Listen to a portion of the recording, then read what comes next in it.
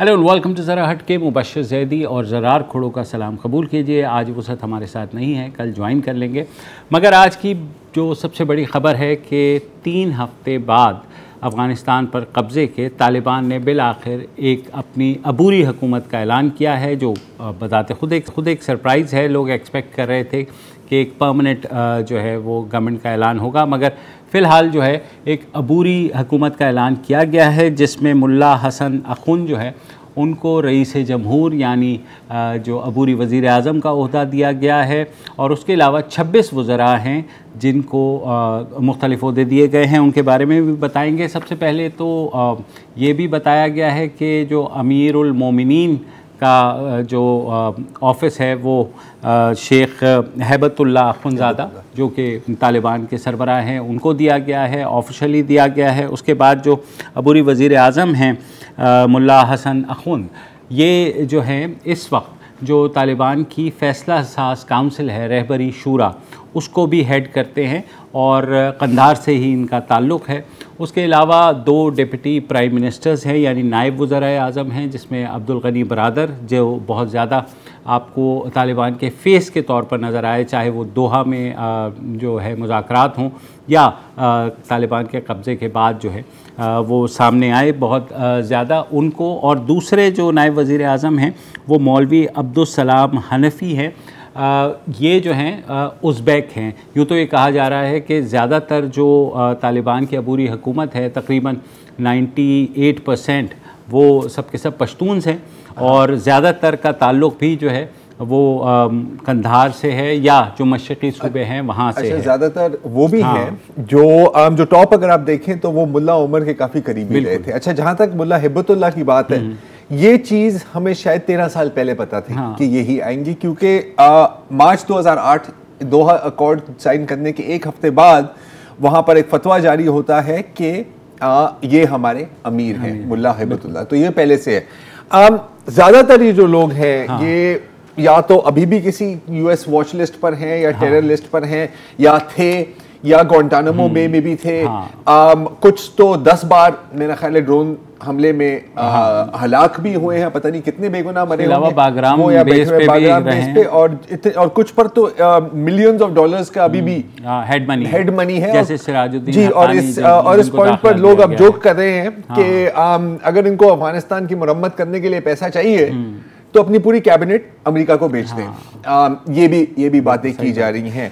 जहां तक इंक्लूसिव, क्योंकि ये पिछले 2 हफ्तों से इंक्लूसिव और हर मुल्क जो है वो भी यही कह रहा था कि दे आर एक्सपेक्टिंग इंक्लूसिव। मसला ये है कि जो आपके लिए इंक्लूसिव है वो उनके लिए इंक्लूसिव नहीं है। जिन सहाफ़ियों से हमने बात की, बहुत सहाफ़ी गए थे, लेकिन जिनसे हमारी बात हुई है जो काबुल में थे और वहां जिनकी तालिबान की क़यादत से बात हुई थी, वो बार बार अली मुस्तफ़ा और आदिल शाहज़ेब बार बार कह रहे थे कि सर, इंक्लूसिव का इनके सामने मतलब है कि हम हर किस्म के तालिबान को इंक्लूड करेंगे, हर एथनिसिटी, हर नहीं, नॉट जस्ट एथनिसिटी। लेकिन देखें, तालिबान भी एक मोनोलिथ नहीं है। कुछ ज्यादा हार्ड लाइनर्स हैं, कुछ थोड़े से मॉडरेट हैं, तालिबान के हिसाब से मॉडरेट, हमारे हिसाब से नहीं। उनके बीच में भी तो सबसे पहले तो इंटरनली बैलेंस करना है इन्होंने, फिर ये देखेंगे कि यार दुनिया का क्या करें। मुझे अच्छा, आपने बात की अफगानिस्तान में सहाफ़ियों की। मज़े की बात यह है कि जो तालिबान की हुकूमत क्या आएगी, कौन उसमें होगा, इसकी ख़बर जो है सबसे पहले कल द न्यूज़ अखबार में छपी, और हमारे बहुत ही ज़बरदस्त सहाफ़ी हैं मुश्ताक यूसुफ़ज़ई साहब, पेशावर में होते हैं, अफ़गान उमूर पर गहरी नज़र है। उन्होंने द न्यूज़ में ये ख़बर छापी जिसमें उन्होंने इस बात का कहा कि मुल्ला हसन अखुन जो है, इस बात का फ़ैसला हो गया है कि वो हेड ऑफ़ स्टेट होंगे, और बाकी वज़रा की लिस्ट और नायब वज़ीर आज़म के बारे में भी उन्होंने बात की। हमारे साथ मौजूद हैं पेशावर से ही मुश्ताक साहब। सबसे पहले तो ज़ाहिर है आपने ये ख़बर सबसे पहले ले आए और वही हुआ जो आपने कहा था। तो एक चीज़ जो आप इसको किस तरीके से देखते हैं कि ये अबूरी सेटअप क्यों आया है? तालिबान ने तकरीबन 3 हफ्ते लिए, एक दफ़ा गुज़िश्ता हफ्ते उन्होंने इसको अनाउंस करना था मगर फिर डिले किया, और उसके बाद भी अबूरी सेटअप यानी वो ये कह रहे हैं कि परमानेंट सेटअप कुछ अरसे बाद आएगा। तो क्या देखना चाह रहे हैं? जी, बहुत शुक्रिया वजह साहब।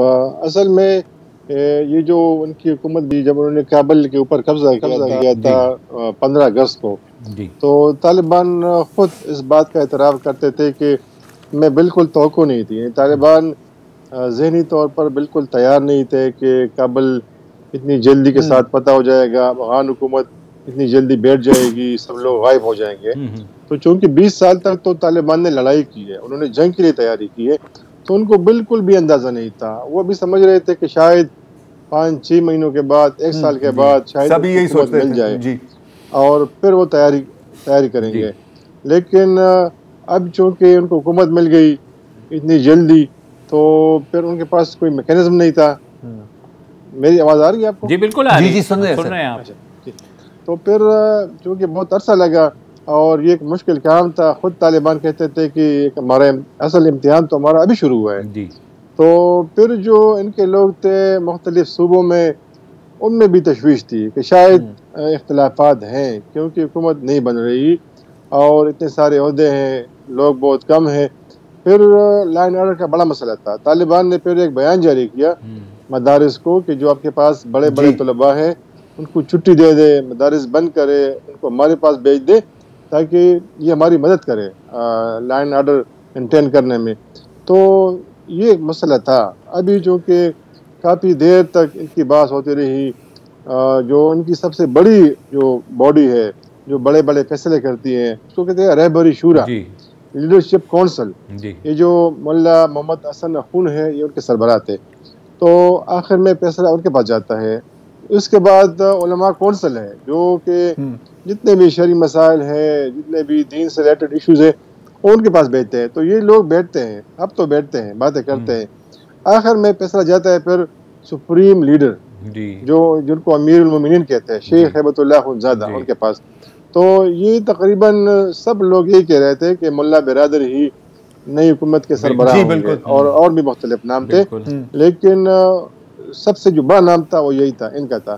फिर जब उनके पास लिस्ट गई, शेख हिबतुल्लाह अखुंज़ादा के पास सारे लोग बैठे थे, तो उन्होंने अपने जेब से कागज़ निकाली और उन्होंने ख़ुद कहा कि मैं इसके लिए मुल्ला मोहम्मद हसन अखून को नॉमिनेट करता हूँ।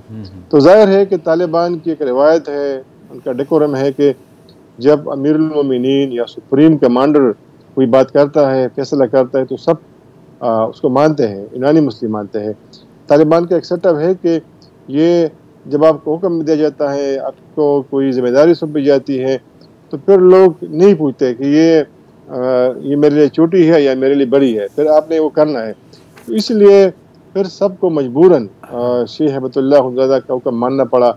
और फिर उसके बाद ये हुआ कि मुल्ला बिरादर जिन्होंने लीड किया तालिबान की टीम को दोहा में, अमेरिका के साथ कई अदवार हुए बातचीत के, कई अप्स एंड डाउन आ गए थे उसमें, और ये खुद बीमार भी है जी। और फिर आपको याद है कि जब मुआहिदा हुआ 29 फरवरी 2020 को, तो जब इंटर अफगान डायलॉग शुरू हुई थी तो इनकी सेहत काफ़ी ख़राब थी। फिर तालिबान को मजबूरन शेख अब्दुल हकीम को भेजना पड़ा जी। और ये जो है ये इनके शेडो चीफ जस्टिस थे शेख अब्दुल हकीम, क्योंकि तालिबान समझते हैं कि अब अफगान बहुत बातें करते हैं और शायद ये बात जो है बातचीत अफगानों के दरमियान ये काफ़ी तवील हो जाए।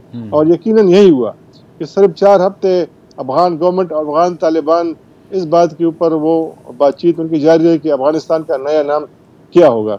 तो ये सरप्राइज़ है, जिस तरह आपने खुद कहा कि तकरीबन तमाम तर लोग जो है इनके नाम आ रहे थे, लेकिन कुछ नाम ऐसे थे जिस तरह मुल्ला मोहम्मद हसन, जो खुद मैंने स्टोरी की, तो मेरे कई सीनियर्स थे, कई जानने वाले थे, तो उन्होंने मुझे कहा कि आपने गलत किया है, आपने अपना कैरियर जो है वो ख़राब किया है, आपने कभी इस तरह स्टोरी की नहीं, तो ये नाम आपने कहाँ से ढूंढना है, कहाँ से नाम निकाला है आपने। यानी हमारे जर्नलिस्ट के लिए, आम लोगों के लिए ये नाम नया था, लेकिन तालिबान के लिए ये नाम और उनके फाइटर्स के लिए, कमांडर के लिए ये एक मकबूल नाम था। मुश्ताक साहब, आपकी बात कर रहा हूँ, आपने बात की तालिबान फाइटर्स की, आपने बात की तालिबान कमांडर्स की। अच्छा, बज़ाहिर जाहिर है कि मुख्तलिफ फैक्शंस होती हैं, ये कोई ढकी छुपी बात नहीं है, ना ही ये कोई हैरान कुन बात है। बज़ाहिर लगता है कि एक जो ग्रुप है तालिबान का, वो मतलब जो दोहा में भी जिन्होंने मुज़ाकरात किए, जो थोड़ी सी पॉलिटिकली सैवी है, अगर हम ये लफ्ज़ इस्तेमाल करना चाहें। फिर दूसरा ग्रुप है जिसने सिर्फ जंग के सिवा कुछ नहीं देखा, जो ज़्यादा हार्ड लाइन है। ये जो कैबिनेट बनी है, अमूरी है, जैसी भी है, क्या आपको लगा है कि इन दो ग्रुप्स के बीच में थोड़ी सी बैलेंसिंग करने की कोशिश में जो ज्यादा ट्रेडिशनल है, जो मुल्ला उमर की मिशन जिसको कहते हैं, उसको आगे ले जाना चाह रहे हैं, जो भी उसकी तरफ थोड़ा सा झुकाव है यहाँ पर आपको नजर आ रहा है? असल में ये सारे जो लोग हैं, ये इनका झुकाव जो है, एफिलिएशन जो है वो मुल्ला मोहम्मद उमर की तरफ है। और अब देखें कि ये जो शेख हिबतुल्लाह अखुंज़ादा है, अब मैं बताऊं कि तालिबान में सबसे ज़्यादा पावरफुल बंदा कौन होता है, जिसकी ज़्यादा डोमिनेंस होती है, जिनके फैसले माने जाते हैं, वो बंदा होता है जिनके पास वसाइल होते हैं, जिनके पास फाइटर्स होते हैं, इनके बैक पे बहुत सारे लोग होते हैं, तो वो बंदा मजबूत होता है, फिर वो अपने फैसले मनवाता है। जिस तरह सिराजुद्दीन हक्कानी है, ये हक्कानी नेटवर्क के सरबराह है। तालिबान में सबसे ज्यादा जो फाइटर्स हैं वो इनके पास है, वसाइल इनके पास है। काबल के ऊपर जो कब्जा किया उन्होंने किया। ये जो बदरी 313 फोर्स है, कमांडोज है, ये उनके है। तो इस वक्त शेख हिबतुल्लाह अखुंज़ादा वाहिद शख्सियत है जिनके बैक पे कोई फोर्स नहीं है, यानी उनकी अपनी बड़ी तंजीम नहीं है। उसके बाद तालिबान उनकी इज्जत करते हैं, उनको मानते हैं और उन्होंने अपना अमीर माना। तो इस वक्त तालिबान के मसाइल बड़े हैं। मसाइल उनके ये हैं कि एक तो वो चाहते हैं कि वो इंटरनेशनल कम्युनिटी के साथ काम करें, बिल्कुल लोग उनकी मदद करें। जो ममालिक है, ये जो 6 ममालिक है, पाकिस्तान, चाइना, रशिया, कतर, तुर्की, ईरान, इसके अलावा भी जो वेस्ट है, जो जिनके पास वसाइल है, वो उनकी मदद करे। फिर तालिबान चाहते हैं कि ऐसे फेसेस, ऐसे लोगों को सामने लाए कि जो इंटरनेशनल कम्युनिटी को काबिल कबूल हो, लेकिन एट द सेम टाइम फिर आपको पता है कि तालिबान में बड़े हार्डलाइनर्स हैं और जो 20 साल में उनको सबक पढ़ाई गई है, जो फलसफा उनको पढ़ाया गया है, सिखाया गया है, वो यही है कि शरीयत होगी और किसी का लिहाज नहीं रखा जाएगा।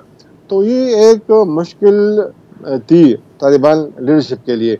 और अब भी आपको मैं बताऊं कि जो पॉलिटिकल काउंसिल है, जो मिलिट्री काउंसिल है, मिलिट्री जो लोग लड़ते हैं, तो उनमें बड़ा फर्क होता है उनके बातचीत में, उनके सोच में। और आप देखें कि एक वक्त ऐसा आया था कि जो वहाँ पे कतर में लोग बैठे होते थे, बातचीत करते थे, तो वो खुश नहीं थे। जब तालिबान हमले करते थे तो उनके लिए बड़ी मुश्किल हो जाती थी। बिल्कुल, अमेरिका उनके ऊपर दबाव डालता था, कतर की गवर्नमेंट उन पर दबाव डालता था कि आप ये हमले कम करें, आप बातचीत भी कर रहे हैं, हमले भी कर रहे हैं। हाँ। तो वो फिर इनको अप्रोच करती है, मिलिट्री लीडरशिप को। तो इनके दरमियान एक सबकलिश जारी रहती। और ये लोग उनको कहते थे, जो मिलिट्री कमांडर्स थे, इस वक्त अगर आप वहाँ बैठे हैं कतर में, जो आपके मज़े हैं और जो आपको असल वसाइल है, तो ये असल में हमारी वजह से है। हम सफर कर रहे हैं, हम लड़ रहे हैं, कुर्बानी दे रे हैं, लेकिन मुश्ताक भाई, तो फिर तो यही तो डिवाइड है। हाँ, नहीं डिवाइड तो है, लेकिन सब तालिबान खुद अपने मुंह से कह रहे थे कि हम बदल गए हैं। आप एक डिफरेंट तालिबान देखेंगे तो ये जो कैबिनेट है, जितने स्ट्रॉन्ग मिनिस्ट्रीज़ हैं या वज़ीर आज़म से लेकर के और नीचे तक, सब के सब पिछली जो उसमें से बेशतर जो है पिछली हुकूमत में भी रहे तालिबान की, जिसके बारे में ज़ाहिर दुनिया बड़ी मुखालिफ थी। तो आपको इस काबीना में चेंज इस वजह से नज़र नहीं आया कि अभी अबूरी हुकूमत के तहत एक पैगाम देने की कोशिश की गई है विद इन तालिबान रैंक्स? मेरा ख्याल है कि बाद में चेंजेस आएगी, और चेंजेस तब आएगी क्योंकि तालिबान में नई लीडरशिप है, उनमें तालीम याफ्ता लोग हैं। मैं 20 साल मैंने इनकी रिपोर्टिंग की है, मैं कई लोगों को जानता हूँ कि वो बाहर से आए हैं, उन्होंने यूनिवर्सिटी में पढ़ा है। कुछ लोग ऐसे थे कि अफगानिस्तान में मुख्तलिफ ओहदों पे थे जी। कुछ अमेरिका से आए पढ़ के आए हैं, कुछ बरतानी से पढ़ के आए हैं, तो लोग हैं।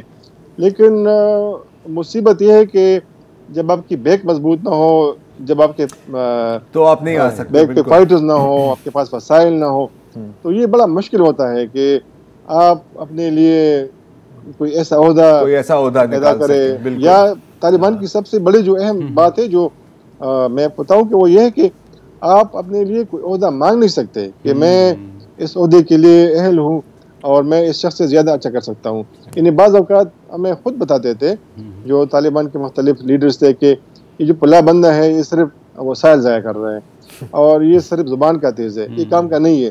लेकिन चूंकि हमारा सेटअप है, हम कुछ नहीं कर सकते, इसलिए हमें मजबूरन खामोशी करनी पड़ती है। बहुत बहुत शुक्रिया मुश्ताक यूसुफ सईद साहब, आप बहुत तफसील से मेरे ख्याल में बताया कि क्या चैलेंजेस हैं। यही बात करते थे ना कि इसको इंटरिम क्यों किया है। देखिए, इंटरनेशनल कम्युनिटी की कुछ डिमांड्स हैं, लेकिन पहले इनको अपनी इंटरनल चीज़ों को सेट करना होगा, और जो लॉजिकल भी है। दुनिया वैसे भी घूम फिर कर बिजनेस करने आएगी, लेकिन शायद हार्ड लाइनर्स की कैबिनेट जो है उनको खुश करने के लिए आपने लगा दिया है, लेकिन उसके साथ आपने इंटरिम भी लगा दिया है, ताकि बाहर की दुनिया भी ये ना कहे कि सर आपने तो फाइनल में ही इन लोगों को बिठा दिया, और कहेंगे कि सर सब्र करें, आप हमारे साथ काम तो शुरू करें, फिर हम तब्दील होते जाएंगे, आप फिक्र ना करें। मेरा ख्याल है यही लॉजिक है शायद। एक वक्फा लेते हैं जी, और वक्फे के बाद वापस आते हैं।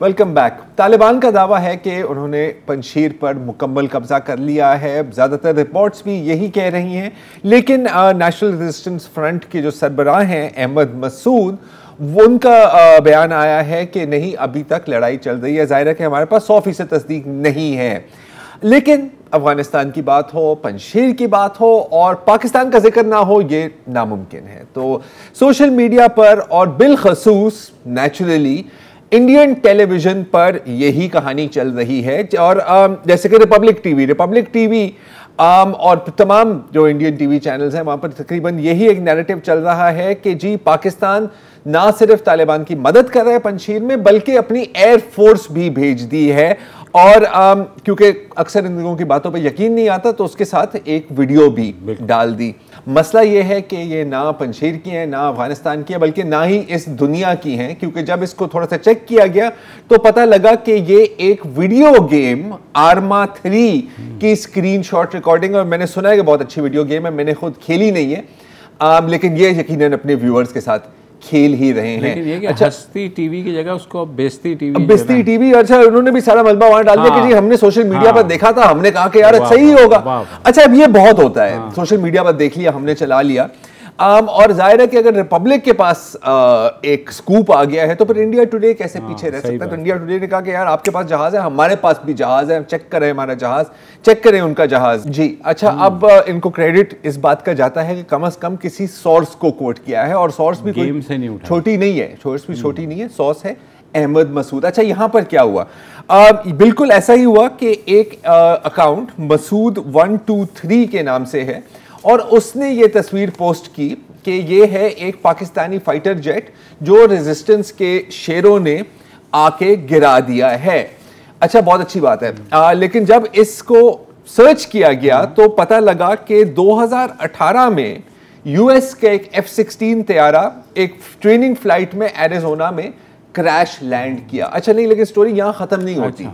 जब अहमद मसूद के अपने अकाउंट को, ये मसूद 123 को चेक किया गया, तो क्या पता लगा कि 30 जुलाई 2021 को, अगर वो ये जरा ट्वीट उनकी प्लीज लगा दे स्क्रीन पर, यही साहब यूफोन को कंप्लेन कर रहे थे कि जी ये शुमाली वजीरिस्तान में आपकी नेटवर्क नहीं चल रही यार, तो इसको प्लीज सही करो। तो आप सोचें कि कितनी बड़ी खबर है कि 30 जुलाई में अहमद मसूद साहब पाकिस्तान में, ना सिर्फ पाकिस्तान में बल्कि वजीरिस्तान में थे। तो ये था अहमद मसूद का फेक अकाउंट, जिसको फिर इन लोगों ने, इंटरनेट ना होता तो वो तैयारी की वीडियो कैसे शेयर करते, इंटरनेट ना होता तो तैयारी की वीडियो कैसे शेयर होती। लेकिन फिर इसके साथ साथ एक और भी हुआ है, और एक और वीडियो थी इन टाइम्स नाउ पर, जिसमें उन्होंने एक पाकिस्तानी F-15 फाइटर को दिखाया है, और बड़ी प्यार से मैन्यूवर्स कर रहे हैं ओवर अफगानिस्तान। अच्छा, ये भी ट्वीट हुई, और मतलब सिर्फ इंडियन नहीं बल्कि दुनिया भर में इसको शेयर किया गया। फाइनली यूके डिफेंस जर्नल की एक ट्वीट आती है, और वो कहते हैं कि सर पहली तो बात है कि ये F-15 तैयारा है जो पाकिस्तान के पास नहीं है, लेकिन इतनी बारीकियों में जाने की क्या जरूरत है। यूके डिफेंस जर्नल ने फिर आके बताया टाइम्स नाउ को कि जी ये एक अमेरिकन F-15 जेट था जो वेल्स में ट्रेनिंग एक्सरसाइजेस कर रहे थे। मैंने इस अकाउंट को फॉलो किया, यूके डिफेंस जर्नल को, बेचारों ने मेरे ख्याल है कि 3 घंटों में कोई 3 लाख बार लोगों को बताया और फिर जाहिर है कि इन पे फिर एजेंट होने का भी इल्ज़ाम इन पर मेरा लगा है। पुराना तैयारा था तो क्या पता ऊबर के तौर पे इस्तेमाल करके अल्लाह जानता है क्या हुआ। और ये तो अगर है मेन स्ट्रीम मीडिया, तो सोशल मीडिया पर तो एक और ही गेम चल रही है। और ये जो मैं आपको ट्वीट दिखाना चाह रहा हूँ, आपको पता है कौन सी वाली, जो हमारे सिपाही हैं उनकी ट्वीट, अगर इसको जरा स्क्रीन पर हम लगा दें। ये एक शख्स जो कह रहे हैं कि हम अफगान जर्नलिस्ट है, उन्होंने कहा है कि जी मेरे पास तस्वीर आ गई है पाकिस्तानी कमांडो कर्नल आदिल की। थोड़ा सा आपको जाना पहचाना सा लग रहा है? हाँ नहीं लग रहा है? लग रहा है यार। अगर नाम लेने की कोई जरूरत नहीं है, लेकिन अब वैसे भी ब्रेक टाइम हो गया तो मैं चले आम ले लें। हाँ, आम खाएगा? आम खाएगा या नहीं खाएगा, लेकिन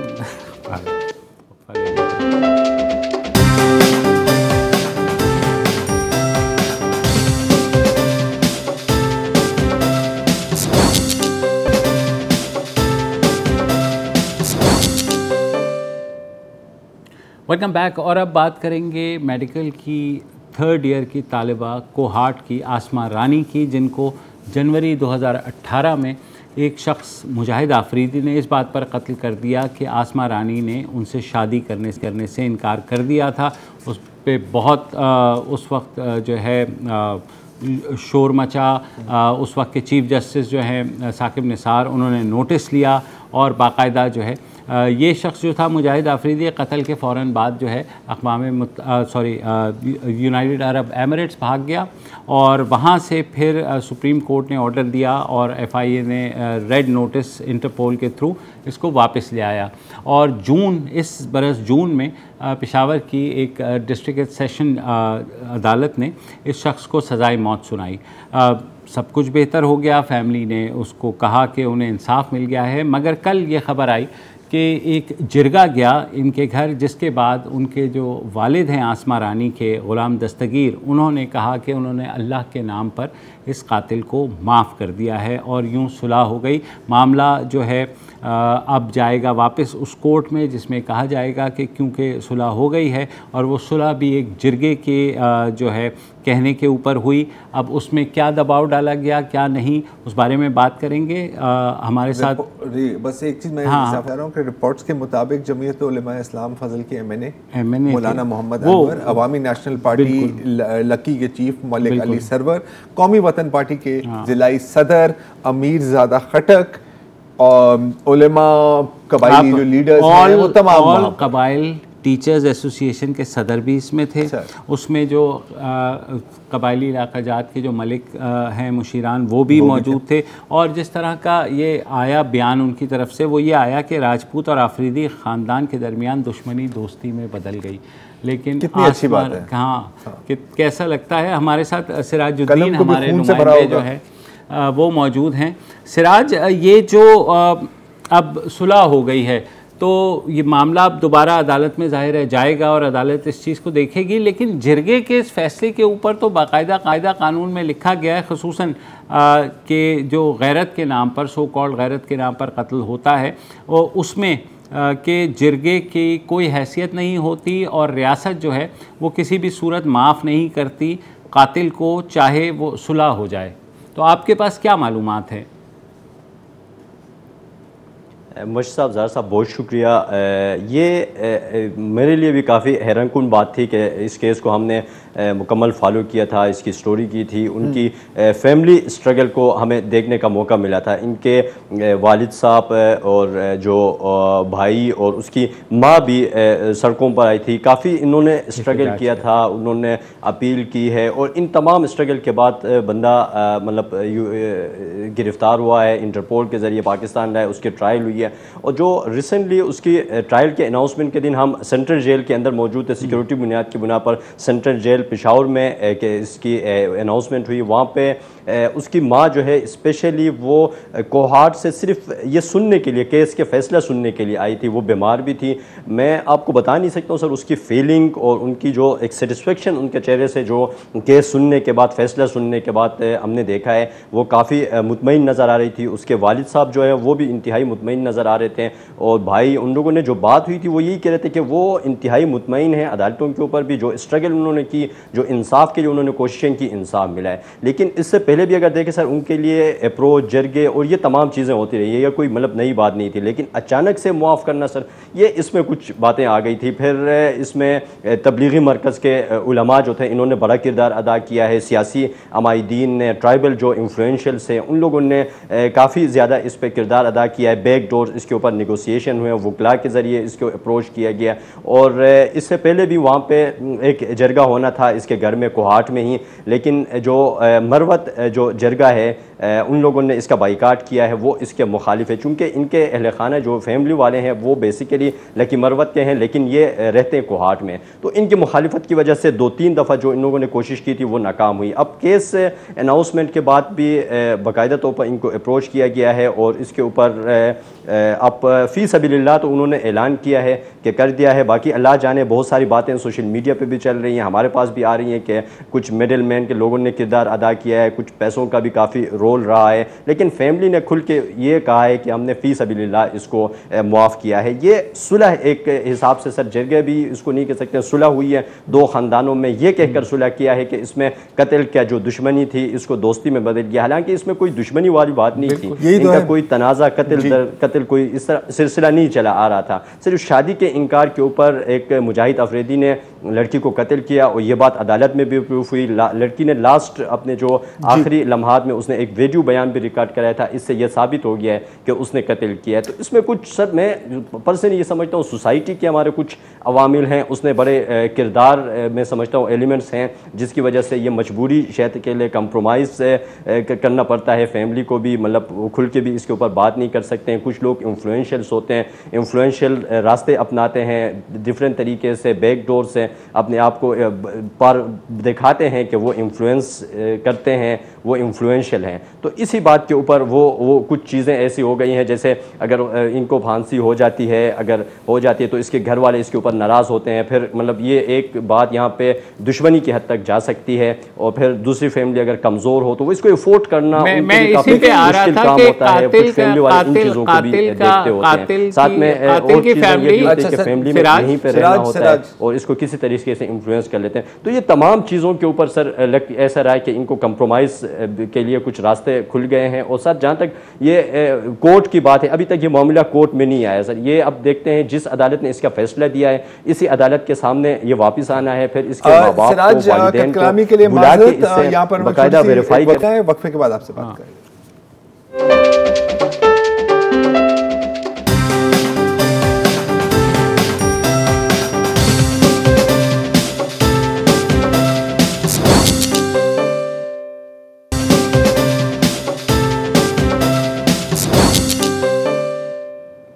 वेलकम बैक जी। हम बात कर रहे हैं आसमा रानी कत्ल केस के अंजाम की। आपको पता है कि 2018 में कत्ल हुई, फिर इसके कातिल गिरफ्तार भी हुए, कातिल को सजाए मौत भी सुनाई गई।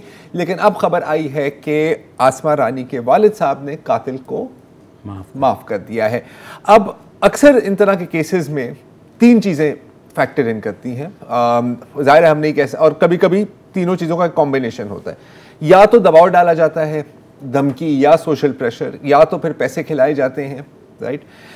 और तीसरा जो होता है, ये इन चीज़ों को ज़्यादा फोकस इन चीज़ों पर उस वक्त होता है जब केस सालों साल चलता रहे, सालों साल चलता रहे। यहाँ पर ऐसा नहीं हुआ। जैसे मैंने आपको कहा 2018 में कत्ल हुआ है, 2021 में जून में केस डिसाइड हो गया, और 3 साल बहुत लंबी उम्र अरसा लगते हैं।